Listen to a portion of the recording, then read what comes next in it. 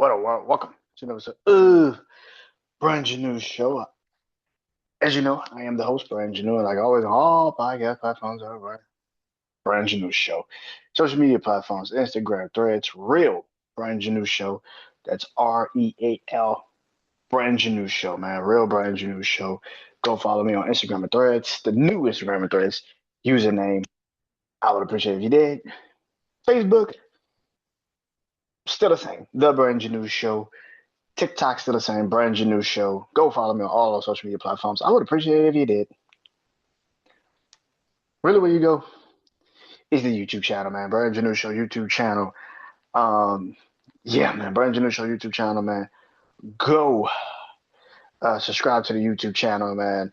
Like the vids, like the shorts. It helps in the algorithm. If you do, I would appreciate it if you did, man. Let's get into it, man. This, like I said, is Brand New Show, and this is a very special BrandonJaneauShow because this is I Bleed Sports. Now, usually I do this on Mondays or I do this on Tuesdays, but today I'm doing it Thursday because Sunday's the Super Bowl. Sunday is the Super Bowl. It is finally here. It is the Patriots versus the Seahawks. Boom. Somebody's going to win. Seahawks are either going to win a second Super Bowl ring in their franchise history, or the Patriots are going to win lucky number 7 in their franchise history. Something's got to give, and it will be an interesting Super Bowl. Indeed. Indeed, it will be. But that Sunday and tonight, I will be previewing who I have in said game, kind of be picking, who I think got the advantages, matchups, and situations. We talk about that tonight. So that's one thing. Yeah. Of course, the NBA trade deadline, not to be outdone, is today. The trade deadline happened today, actually. And there were moves. There was some moves in the NBA during this trade deadline that I will talk about. I would definitely talk about it.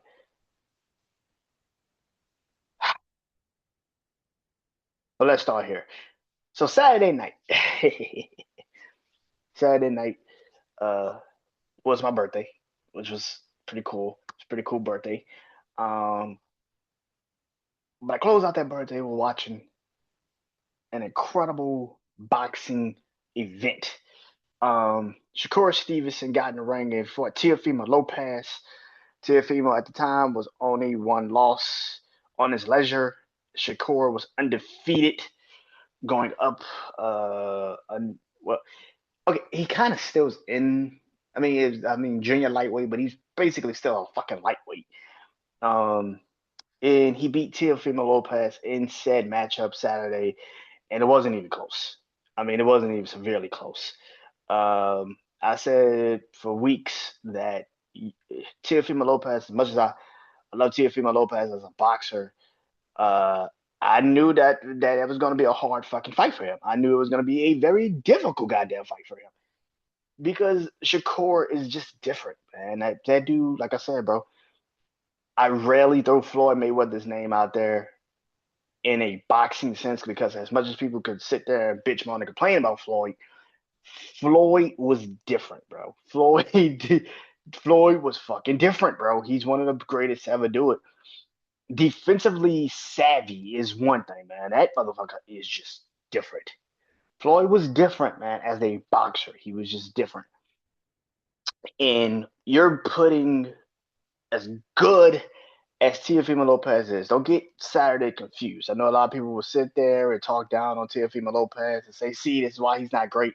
This is why a lot of boxers don't get in the ring and fight competition any fucking more because everybody wants to immediately talk shit on them, talk down on them after they fucking lose.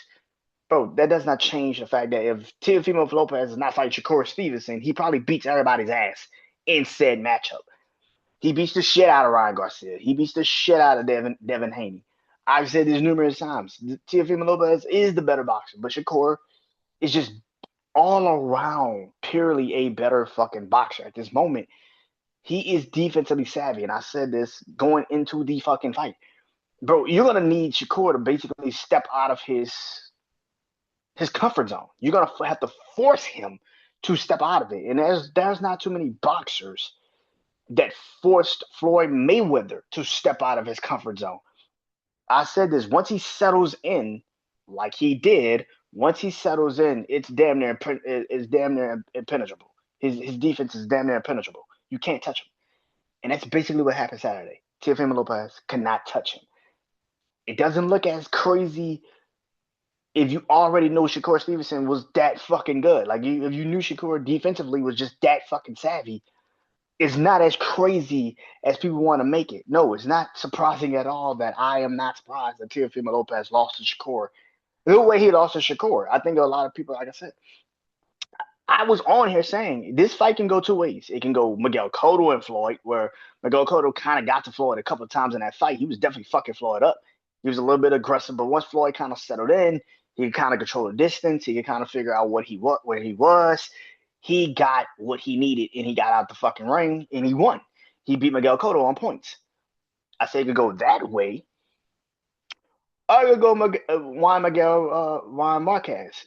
Wait, Juan Miguel Marquez. Wait, where he doesn't touch him at all. Like he looks like he's touching him. He looks like he's throwing a lot of punches, but he's not touching him. And Floyd is just tag, tag, whoop, whoop, tag, tag, whoop, whoop. And you just sitting there like, what the fuck? And that's basically what happened. Just he was throwing punches, but every time he would come in, boom, and boom, boom. It was just like, what the fuck? You can't hit somebody that's already hitting you. You just can't get it done. You got to reset every 5 seconds. Like that shit is bad, bro. Like you, the only way you're gonna beat Shakur is if you understand you're going to get hit, but that doesn't change the fact that you're going to get him. You have to be aggressive. The only person that ever gave Floyd a problem, especially later in his career, was Marcos Maidana. Maidana is the only one that gave Floyd problems because Maidana, that first fight, didn't give a fuck. He just went in. He just made shit tough on Floyd. He made Floyd box him a certain way. That's what the fuck people are going to have to do. You can't be afraid of Shakur Stevenson's defensive ability because once you're afraid of his defensive ability, you ain't stopping this fucking dude. You have to make it dirty. You have to make it as aggressive as you can physically get it. Because as long as he can control distance, he can move out the way, he can see you coming in with a jab or a hook or a punch or whatever. He can see it and then he can time it and boom, jab you, and now you're resetting. And boom, now you're resetting again. Boom, boom, now you really reset. Like now you're like, oh my fucking, you can't touch this fucking kid. I'm not surprised at all that Shakur won. I'm not surprised. Did I think it would be a landslide? Yeah. I wouldn't say I don't think it would be a landslide, but I thought about a fourth, fifth round, Shakur would have established the dominance. I did think by the fourth, fifth round. I thought Teofimo Lopez, if he got him earlier, roughed him up a little bit early, let's say third, fourth round, he was still roughing him up a little bit. Then Teofimo would have controlled enough narrative in the earlier rounds to have you say, okay, he got him. But again, Shakur would have figured him out by the fifth, sixth, seventh, eighth round. Okay, get the fuck out the way. Move away from him. Don't let him get onto your body. Jab him. Get the fuck away. Move out the like he had a different level. I did think Shakur was going to win the fight. I didn't think, like I said last week, it was hard for me not to pick Shakur because you have to get him out of his comfort zone. Once he's set in that comfort zone, bro, it's hard to get that fucking dude out of it, bro. It's hard to get him out of it, bro. And I get people that's like, oh man, he can get hurt. No, if you can't touch him, you can't beat him. If you can't touch him, you can't hurt him. And if you can't hurt him, you can't beat him. That's the problem. Shakur is, and like I said last week, I don't throw Floyd's and Tom Brady's and Michael Jordan names out there like that. When excellence is when they are the bar of the sport that they have perfected and crafted. I don't throw those names out there like that because I've seen it. I've seen it. I can't throw your name out there like that. But Shakur has that Floyd element where he's so damn, and he's actually a better, because when Floyd started to become like Floyd Money Mayweather, it was after, of course, after a couple of his hand injuries. That's when he became defensively savvy. Floyd, Shakur's had some hand injuries in his young career, but to be only 28 years old and to already be as shit, maybe even better than Floyd in a defensive aspect of the boxing world is crazy. That shit is nuts. That is wild. And I'm gonna be honest, man. I don't know. I don't think Shakur loses. The only person I've ever said Shakur could probably lose to is Tank Davis, because Tank Davis actually has the ability to not be afraid of going in. And I don't think Shakur's power, again, Shakur's 28, so he's not getting any more power in his hands. I don't think Tank is the. I think Tank is the only person that wouldn't be hurt by Shakur. I think Tank could put the pressure on Shakur and actually go get him. But what's going on in Tank's life at this moment, I don't know when Tank is ever going to get back in the ring, if he ever gets back in the ring at this moment. All of the legal troubles he's going through. So I don't think anybody touches Shakur, man. I don't think Devin. I don't think Ryan. I know after the fight he called out Conor Ben. I've seen Conor Ben box a couple times. Conor's got the height and he's got the height advantage. But what the fuck does that matter when you can't touch a fucking boxer? Like you can't touch him. Again, people that sit there and say, "Oh, Conor Ben to get him." Again, bro, like you gotta penetrate the defense. You gotta actually touch this fucking kid. And if you can't touch him, I don't give a fuck that you think he can get him. What I know is Shakur can definitely get him because he's the one that's going to be coming in all night. He's the one that's going to have the time try to get to Shakur. Shakur doesn't have to get on his. Shakur can be on his defensive pedal all night long, and you still got to touch him. You still got to touch him. So yeah, man. I don't think anybody touches Shakur right now, man. And again, like I know people gonna sit there and say, "Oh, you just talking about just it's in a moment. You just saw this fight Saturday. I think Devin to get him. I think Ryan to get him." Again, great names. You're talking about names, but I don't think that Devin can touch Shakur because again, Devin would have to be the aggressor to get to Shakur. And if you saw what happened Saturday, and I think Teofimo is better than Devin. So so I think Teofimo Lopez is better than Devin Haney. So yeah, I think Teofimo is better than Devin Haney. I think Devin's better than Ryan in a boxing sense. Devin Haney is better than Ryan Garcia. Ryan Garcia just has power, and Devin fucked up tremendously in that first fight by trying to bully him, and he got out bullied. But if he stayed like I've been said Devin should have done, which was to stay on the outside and make Ryan Garcia have to fight his fight, he would have easily won that fight. But I think Teofimo is better than Devin Haney, despite what you saw Saturday. Teofimo will fuck Devin Haney up. He'll fuck him up. Yeah, like don't get it twisted. Teofimo will fuck Devin up. If they fought each other, oh, Teofimo will beat the shit out of Devin Haney. And Shakur is a better boxer than both of them. So it's like, yeah, man. I'm watching that situation. I'm saying to myself, man, listen, I get it, I understand it, but I think Shakur is a better boxer than everybody right now. Like that shit's ridiculous. That's fucking ridiculous, dude. Yeah, he may really be the new king of boxing. He may be. He may be, man. NBA. NBA trade deadline has concluded. Some moves have been made. Oh, they were made. Some names being traded. I mean, depending on what you consider a name. Um, some names were moved. Um,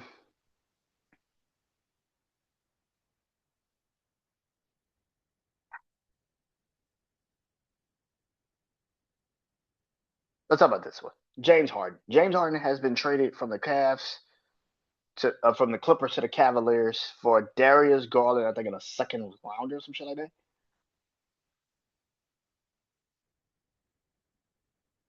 What do I think of this trade? Short term, this is win now. This is championship or bust for Cleveland. That's basically what the trade told me. This is basically championship or bust. And for me to believe that James Harden is the championship or bust player is the hardest one for me to wrap my fucking head around. That James Harden is the championship or bust player. That is just that's a hard thing for me to get behind. I'm sorry. That's just a hard thing for me to get behind. Um, Mainly because I've seen James Harden play in the playoffs and he has not done shit in said playoffs. But hey, do your thing. Darius Garland. Short term, this just told me Cleveland. This is a championship or bust situation. If we're talking about long term, this is a great start for the Los Angeles Clippers to start to say, okay, we got something here. Uh, they traded also Zubac today to the Pacers. You also put into perspective um, at some point Kawhi Leonard is going to be in the conversation to maybe get moved of his situations going on the last couple of his situations going on the last couple of years with his injuries. I get that you gave him more money, but yeah. Um yeah. Short term, this easily tells me that the Clippers have officially put all the expectations into championship or bust. They have to win this goddamn season. The Cavaliers, Cleveland Cavaliers have officially said, well, everybody, that we're going for the championship this year. There is no conversation needed. We're going for a title this year. Because you don't make a deal like this, you don't make a move like this if you're not putting all of the pressure,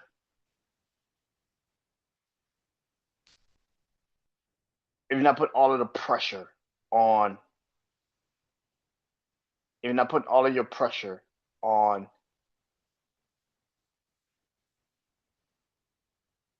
Donovan Mitchell and Evan Mobley to now get a championship. Like I said, I've always said it. James Harden can be your third best player on a championship winning team. He can't be your guy. But for the last couple of years, Donovan Mitchell has not also been in the playoffs. I'm not saying that the team hasn't gotten there. He hasn't physically been in the playoffs. He hasn't played in the playoffs. He hasn't done anything to make the Cavaliers a championship worthy team. He's been hurt for most of these motherfucking playoffs, which you can't have happen this year. So I don't really like the trade for Cleveland. I think the trade for Cleveland is weird. I don't understand why you would make a move like that. Um, I don't understand the move. I'm sorry. I know people that's gonna sit there and say, "Oh no, it's a great move," because you're looking at a name. You're not looking at the actual situation that they just put themselves into. This is a championship or bust season, basically for the Cavaliers. Because there's no way in hell you're telling me you're keeping this shit for next year. You're gonna keep James Harden next year too with Donovan Mitchell. I've said this numerous times. I said this before the season started. Cleveland is in a win now situation. You have to win now. There is no, but Boston's been okay. But when you get in the playoffs, let's see how Boston's going to really play. Boston's not there. The Pacers are struggling heavily this year. Philly's pretty decent. We should see how that goes. The Knicks are there, but the Knicks and the Cavs, I said this before the season started, they're both in the same boat. where it's like you have to win right now. You cannot wait another 2 years. You have to win right now because everybody's down. Jason Tatum's not there. Jason Tatum's not there. You got Jason Tatum not there. You got Tyrese Halliburton's not there. This is the best time for you to get to an NBA Finals. If you do not win this season, or at least get to the NBA Finals this season, it's time to break them the fuck up and do something different. It's to that point now. So we have to see how this is all gonna play out. But yeah, if we talk about short term situations, Cleveland just told me that they're in win now mode. They have to win now, or they're not going. This is breakup time for the Clippers with Darius Garland. That's a good piece to start the future. If we're thinking about the future moving forward of this team, this franchise, he's not a bad piece. That's not a bad piece. He's a pretty good guard. Clearly a leader of the team. He's a leader of men. He can do his job. I do not look at that as a bad situation. I do not. Um, Jared Jackson, Jared Jackson Jr. of the Memphis Grizzlies got traded from Memphis to Utah. Um, I like what Utah's trying to build out there. I think Utah is starting to realize, okay, we got something here. Now they got a lot of big guys. I think they still got the kid they drafted from Duke a couple years last year, a couple years ago. They still got Larry Marketing. I think they still got Larry Marketing.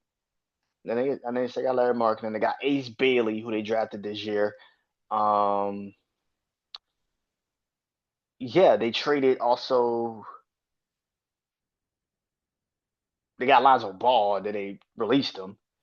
Um, yeah, I mean, if you ask me, the Utah Jazz is trying to create something. Next year will probably be that time where they really take off as the team that they're trying to become.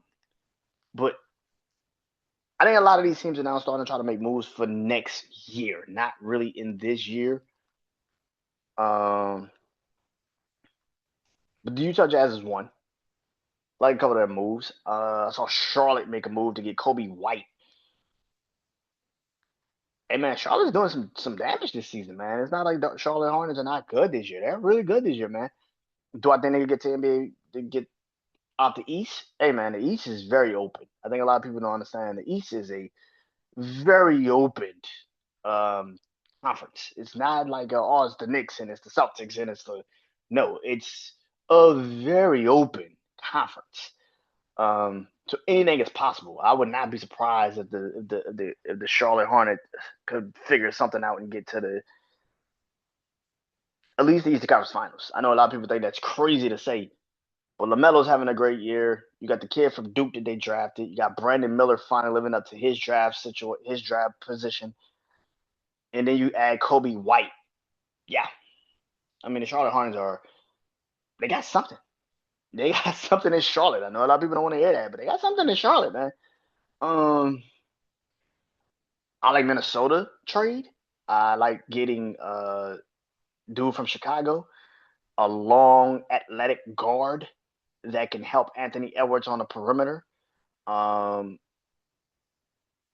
that can do damage, that can switch, which is something that you desperately fucking needed last year in the playoffs when Anthony Edwards couldn't do it all, and you kind of needed that guy that could kind of come in and help switch and do certain things. Um, you still got Jaden McDaniels from who you've had for the last couple of years. Now you add him to that perimeter. That's a pretty good fucking situation. Western Conference, of course, you know that you have the Thunder and the Spurs who are very, you know, perimeter savvy. We'll say Gilgis, and you got Alex Caruso coming off the bench. You got Jalen Williams, the Williams. You got that situation. So you need all the help you can physically get on the perimeter. And adding, the kid from Chicago, that's gonna be a fucking set. That's a saving grace a little bit, especially with the Spurs situation. The Spurs being very young, still on the perimeter with Stefan Castle and Vassell and all them. So you know, yeah, yeah. I like the Vucevic trade, going from Chicago to Boston. That's an interesting trade. Boston desperately needed a center to help out with that situation. A stretch five, which is great for Boston. They desperately fucking needed it. And then they got it. They got a stretch five. Now, next year, when Jason Tatum probably, maybe they can make some noise this year in the playoffs. I won't be surprised. But definitely next year, when Jason Tatum is 100% back, that's going to be an interesting fucking team to see moving forward. Yeah, some of these moves are not bad moves. I wouldn't. Kristaps Porzingis being moved from Atlanta to Golden State. That's gonna be an interesting situation. Um, if Jimmy Butler was healthy, if Jimmy was healthy, maybe this would be an interesting team to see. Um, I personally wish that they would have probably tried to go get a younger type center, like a younger type center. Maybe nobody's. I don't even know if he's healthy this year. I haven't heard his name since he fucking signed his deal with the Bucks. But Miles Turner, like Miles Turner, I haven't heard his name since he signed his deal with the Bucks. Um, Maybe you make a move and you go get hmm,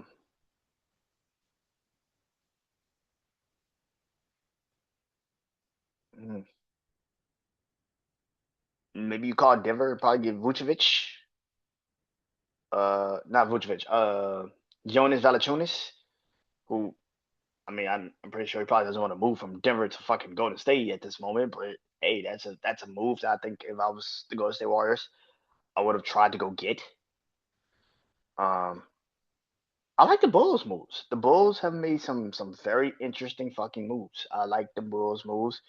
Getting a Jaden Ivey, who's a younger backcourt player. You go get also who else I got? Then they got Colin Sexton. Then they got Colin Sexton. I think he was a part of that trade. If I'm not mistaken. Yeah, the Bulls got some moves. The Bulls have an interesting situation. Like the Bulls moved a lot of young veteran type pieces to go get younger players that could fit that team. I think fits Josh Giddey moving forward.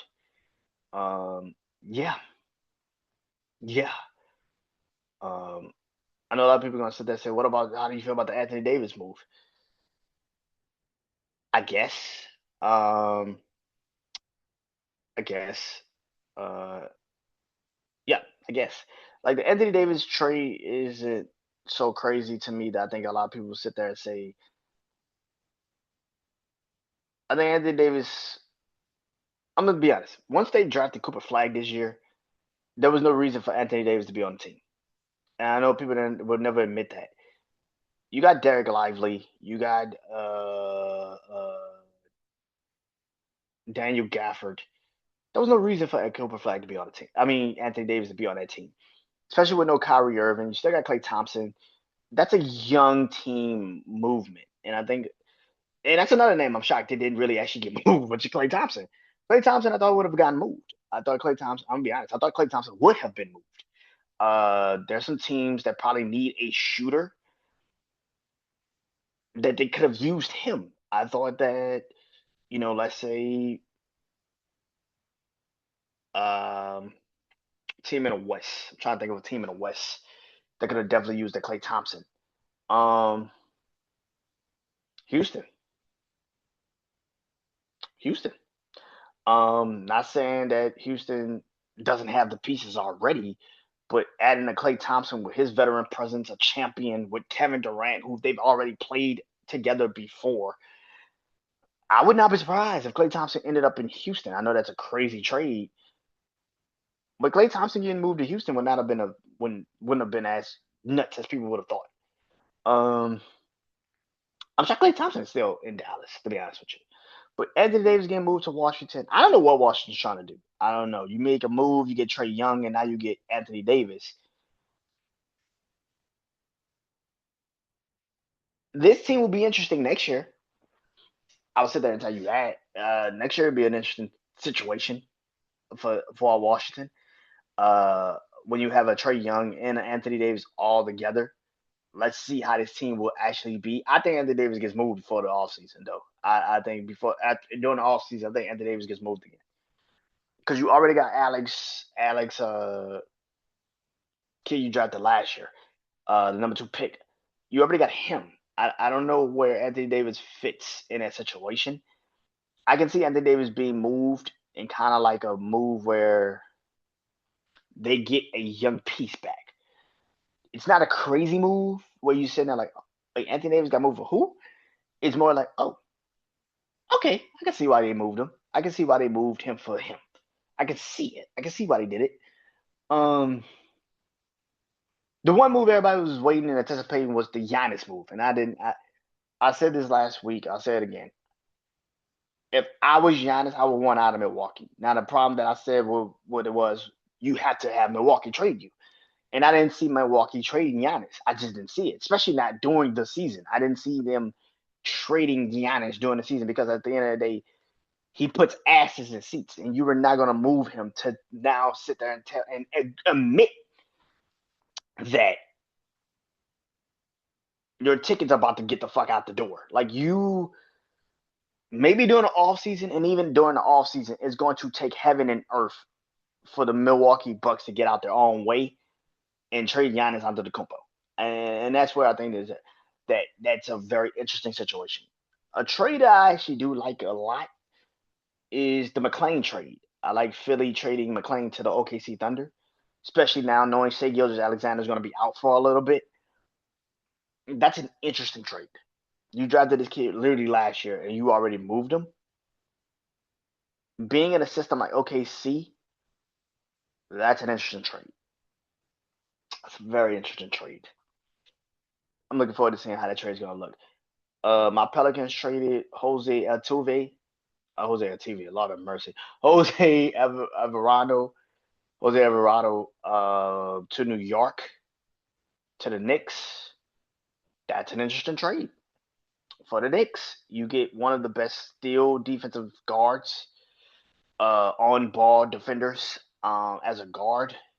Now he's at home, and now he gets to back up pretty much Jalen Bronson, who you desperately fucking needed a backup for, especially in playoff time where Jalen Bronson's pretty much going to be on the floor for 48 fucking minutes. You needed a guard that could kind of help you with that.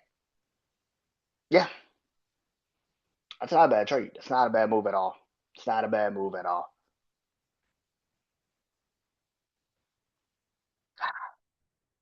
Well, get into the NFL, man.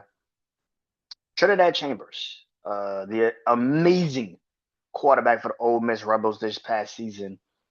Uh, it is official that he is no longer going to be able to play in college football. After he has been going through trying to stay in the NFL, trying to get his eligibility one more year in college football. Today, it has been announced that he will not be able to stay in college football and that his eligibility is officially over in college football. So now this means he technically is going to be in the, technically has to now basically come to the NFL. He will be in the NFL draft. Now, college football is in a weird spot, just period nowadays. College football basically has now an off season. They have an off season, and you got all these teams, all these players going from team to team, transfer portal, and this isn't just now like a player that committed to a team and then was told, oh, we got the number one player of your position. We're gonna have to play him more than you. This isn't the same. These are players that played a year with that college and then said, fuck this, I'm gone. Fuck this, I'm gone. I'll play 2 years with that college and said, fuck this, I'm gone. this is the thing about this situation now. College football is in a weird spot. But the one thing that college football has always had a problem, definitely with, is eligibility situations. Situations with eligibility. And Trinidad Chambers isn't the first. I mean, there's times where Case Keenum was in college football for damn near 7, 8 fucking years. Like Case Keenum was in college football for 7, 8 years. Now, of course, he was injured a couple of times doing those stretches, but it was just like, dude, what the fuck are you been in college that long for? Brandon Weeding was the same. Brandon Weeding was in college for like 6 fucking years, and you're like, what the fuck are you in college that long for? Trinidad Chambers is one of those examples where college football eligibility is going. And again, do I think the kid is ready to come out this year? Who the fuck knows? I mean, if you looked at his season last year, you watched him play last year. Um, there were stretches where he was literally the Ole Miss offense. There were stretches where he was literally Ole Miss Rebels offense. The plays he would make, the situations he would get them out of.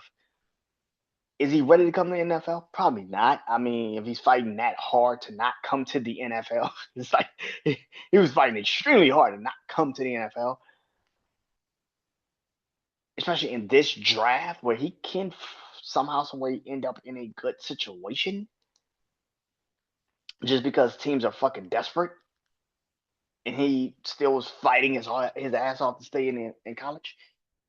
That tells you a lot. Tells you a lot. So it's gonna be pretty interesting where teams are gonna place him, and I'm looking forward to seeing how that's gonna play out, man. I'm looking forward to it. I think it's gonna be a very interesting situation. Um, let's get into it, man.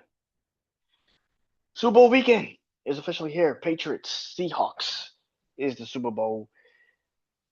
I picked this game Saturday with my brother Juan. We will pick the final, but tonight I am going to go down player position by position, basically coaching, all that. I will go down and talk about everything. Um, Patriots in Seattle. By the end, I will, well, technically pick who I think could win this game. Off of just that. So let's get into it, man. Patriots versus Seattle, position versus position. Let's get it, man. Quarterback. Patriots have Drake May. Seattle, of course, have Sam Darnold as their quarterback. Who do I think is the better quarterback going into the Super Bowl weekend?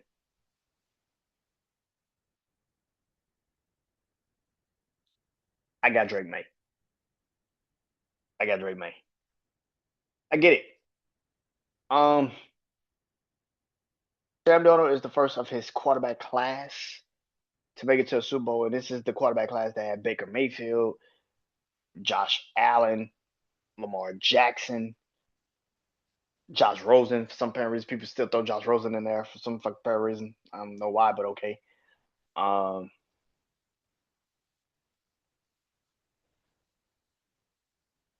I have a hard time living in this world nowadays because people want to revise history so fucking much. And it's easy to when, again, like I said last night, when it came, well, a couple of days ago when it came to wrestling, um, instant validation. If you already have been rooting for Sam Darnold to be great, it's easy to sit here and tell everybody, look, Sam Darnold has always been great. Look at him. Look at what he's doing now. 5 of his 7 years, he sucked. Now you can blame the franchises that he was on, the teams that he was on, whatever the case may be. But it's not going to change the fact that for the first 5 years of his career, he was one of the reasons for why his team could never win. He was one of the reasons. I'm not about to sit here now and say, oh, because of his offensive line. Oh, it was his running game. Oh, it was his receivers. Sam Darnold just wasn't it. Even in USC, he wasn't it. So I'm not gonna change my stance on him because he's had for the last 2 years Justin Jefferson, Jordan Addison, Jackson Smith-Njigba, Cooper Kupp, and got a late addition of Rashid Shaheed. Probably one of the best offensive minds is Kevin O'Connell, despite what you believe this season with J.J. McCarthy. One of the best offensive minds is Kevin O'Connell. And a pretty good offensive coordinator in Clay Kubiak. And I told this to my brother Juan today. Where I said literally, Sam Darnold basically had Derek Carr's year if everybody stayed healthy in New Orleans last year. Basically, if Rashid Shaheed, who tore his ACL, I think week 3 last year. I can't remember when he tore his ACL. I think week 3 against the Eagles. The offensive Eric McCoy, who also got hurt and injured, the starting center of the Saints, got hurt last year. You had a lot of injuries on that offensive line last year and offense of the Saints last year. But before they got hurt, bro, we put up 40 points the first 2 weeks of the season in the same offense that Sam Darnold has now. So, am I surprised? Not really. I mean, if you look at the offense that the Saints had the first 2 weeks of the season before everybody got hurt, they put up 89 fucking points. Sam Darnold is very lucky. He had an offense that stayed healthy for most of the fucking year. Jackson Smith-Njigba was not hurt. Cooper Kupp was pretty okay this season. You got an addition of Rashid Shaheed, who flourished in that offense last year before he tore his ACL.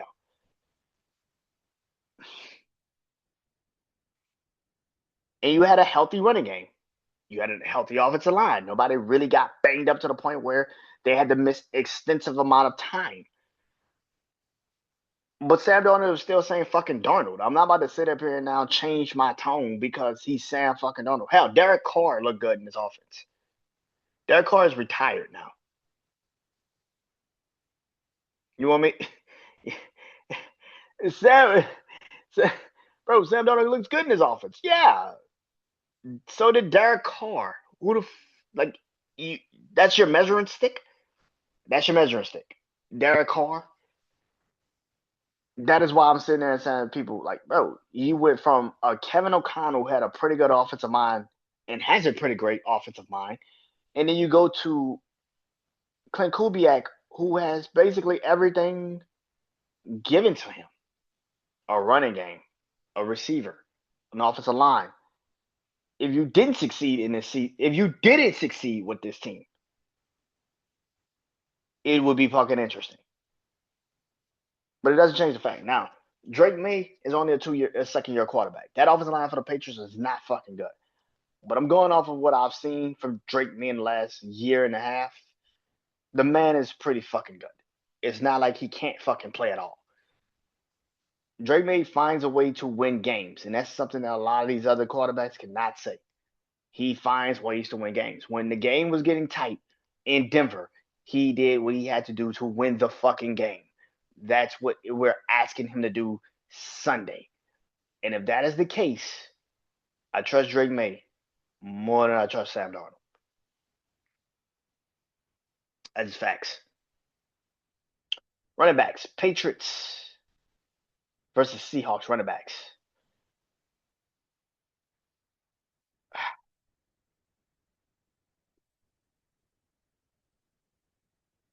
Going Patriots again. I get Kenneth Walker's having a great resurgence this season. But Ramondre Stevenson is a really good fucking running back. And Trayvon Henderson, if fucking Josh McDaniels can finally fucking use him properly, Trayvon Henderson is one hell of a running back. Trayvon Henderson is one hell of a running back. If you properly fucking use him, he will easily break a 70-yard fucking touchdown. Easily. He's done it this season.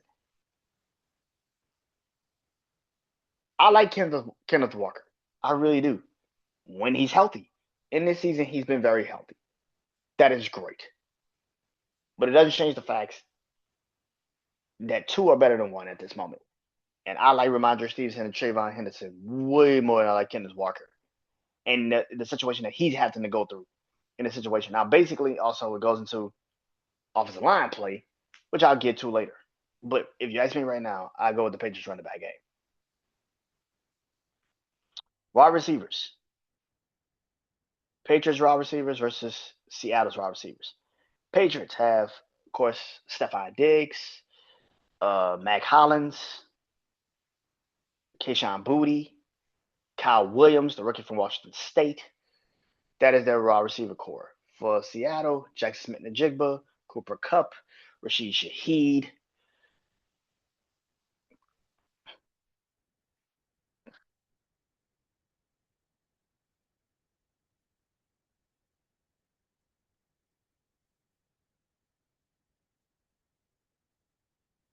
Cooper Kupp was played in the Super Bowl, been Super Bowl MVP. He's definitely probably going to get Sam Darnold. Probably definitely going to get Sam Darnold uh, going in this game.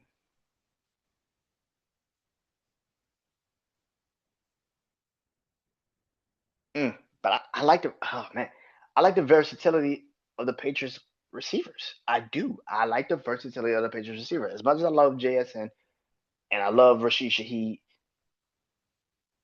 and Cooper Kupp has been in the situation before. Stephon Diggs is going to show up in this game. He's going to try his hardest to play his heart out. Kayshon Boutte has shown you he can be a threat down the field. Mac Hollins is big enough in a big enough target to make Seattle have to worry about him. And Kyle Williams could have the standout game because not everybody's really worried about him. So if you ask me again, I'm going Patriots. So far as a clean sweep for Patriots. That's crazy. Tight ends. Patriots, Hunter Henry. I can't even remember who Seattle has as a tight end. That tells you right in there. I'm going New England. Um, Offensive line. Patriots offensive line versus Seattle's offensive line. I got Seattle's offensive line. I'm not even about to do all this extra. I love Will Campbell, but Will Campbell's a rookie in a Super Bowl. That offensive line of the Patriots is not fucking good. They've been exposed a little bit in this postseason, which is why I think Drake May is going to have to do more in this game.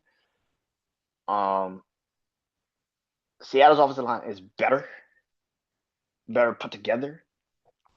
Uh, like the rookie Gabriel Sable, uh, Gabe Sable has had an incredible season as a rookie. I like Cross. I like Lincoln when they came out the draft a couple years ago. Um, yeah, I like Seattle's offensive line way more than New England's, like way more. Yeah, defensive line. New England's all defensive line versus Seattle's defensive line. It's just the front four, not the front seven, not the back, not the whole seven, just the front four. Monty Williams, Monty Williams, uh, Baltimore. So think of who else is on that defensive line. Um, then you have for Seattle, DeMarcus Lawrence, Leonard Williams. Yeah. Oh shit. Oh, this is an interesting one. I got Seattle. I got Seattle on this one. I think Seattle got this one. I think Seattle got this one. Linebackers.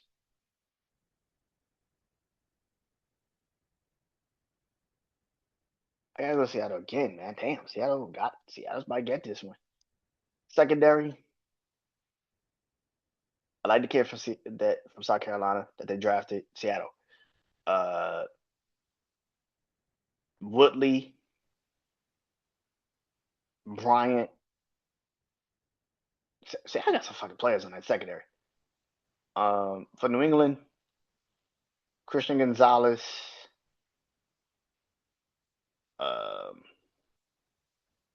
Damn, I can't remember Seattle. Yeah, I got Seattle. I say I was taking there. Special teams. They just punt and kick off. Rashishi, he's a beast. Let's get that out of the way. Rashishi is a monster, but I think a lot of people sleep on Marcus Jones, which a lot of people are sleeping on Marcus Jones. Like Marcus Jones can't bring a fucking kickoff back. A lot of people are sleeping on him. I get it. I understand it. This is a bit of a toss up. This is a bit of a toss up. But I will go Seattle. I go Seattle in this one. Kicker. You got the rookie from New England, and you got Jason Myers from Seattle. I'm going kicker. I'm going Jason Myers from Seattle. And head coach, Mike McDonald versus Mike Vrabel. Mike McDonald is a hell of a head coach.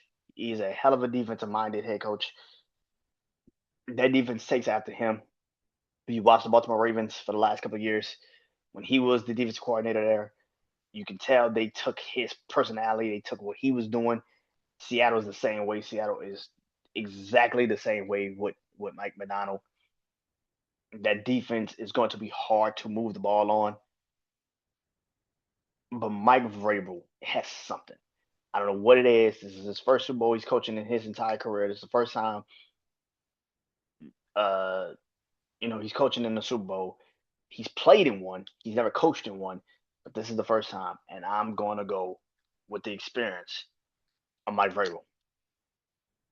He's got his team probably really amped to run through a wall for him. So yeah, this is gonna be an interesting game. One, two, three. One, two, three, four, five. One, two, three, four. One, two, three, four, five, six. So yeah, according to the check, Seattle wins. According to the check, Seattle win. Yeah. Listen, Seattle's a better team. I think Seattle. We can all establish that Seattle is the better team.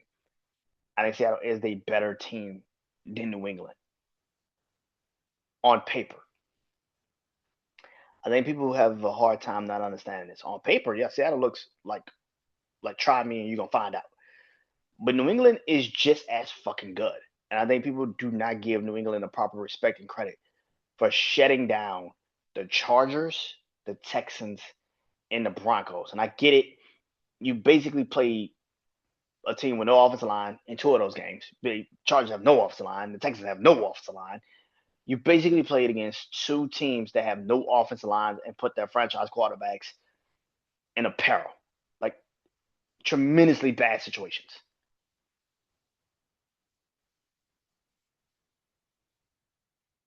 And then you played a Denver team that had no starting quarterback, no running game, and you expected them to win. All in all, this is going to be a hard game. And it's going to come down to the quarterback. It is going to come down to the quarterback. It's going to be which quarterback can make the play. And if you ask me right now, who do I trust to make at least a play in the Super Bowl or at least get their team a drive to win the Super Bowl is Drake May. As good as Seattle's defense is,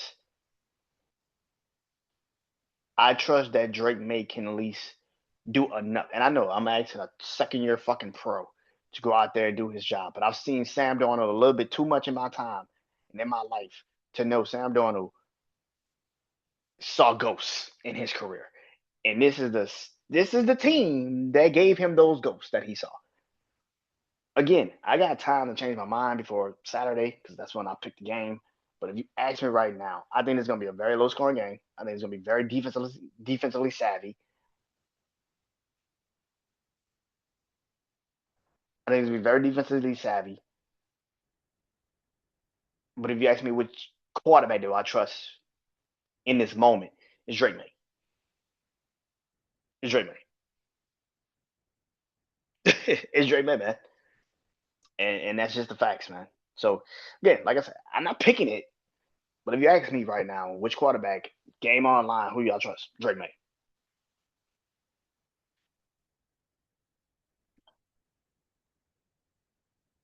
And that's that. Everybody next week, talk about plus I'll be sports, the Super Bowl post Super Bowl show after, post show after the Super Bowl, talk about the Super Bowl, talk about the NBA. Yeah. NBA is going into the All Star weekend next week. So yeah. Yeah. Until then, this is Brandon Janeau. This is IB Sports. Enjoy the Super Bowl, because I will.